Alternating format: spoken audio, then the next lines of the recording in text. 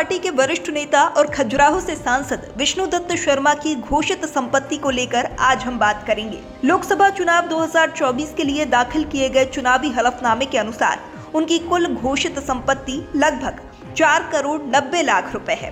हलफनामे में दी गई जानकारी के मुताबिक उनकी अचल संपत्ति यानी जमीन, मकान और अन्य स्थायी संपत्तियों का मूल्य करीब 3 करोड़ 10 लाख रुपए बताया गया है। वहीं चल संपत्ति, जिसमें बैंक बैलेंस, वाहन, आभूषण और अन्य निवेश शामिल हैं, लगभग 1 करोड़ 80 लाख रुपए के आसपास दर्ज की गई है।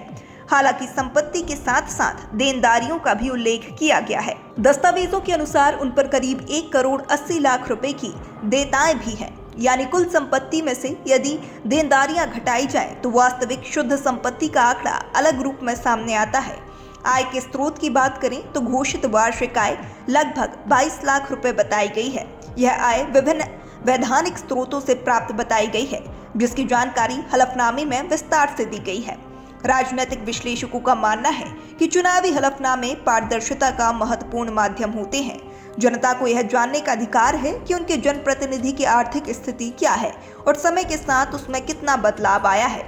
यही कारण है कि हर चुनाव के दौरान उम्मीदवारों की संपत्ति और देनदारियों के आंकड़े चर्चा का विषय बनते हैं। विष्णुदत्त शर्मा लंबे समय से सक्रिय राजनीति में है और संगठनात्मक स्तर पर भी महत्वपूर्ण जिम्मेदारियां निभा चुके हैं।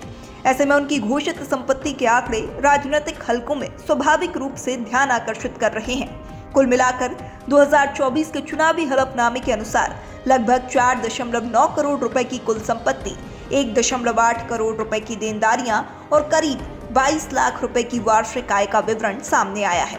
अब यह देखना दिलचस्प होगा कि आने वाले समय में इन आंकड़ों को लेकर राजनीतिक बयानबाजी किस दिशा में जाती है।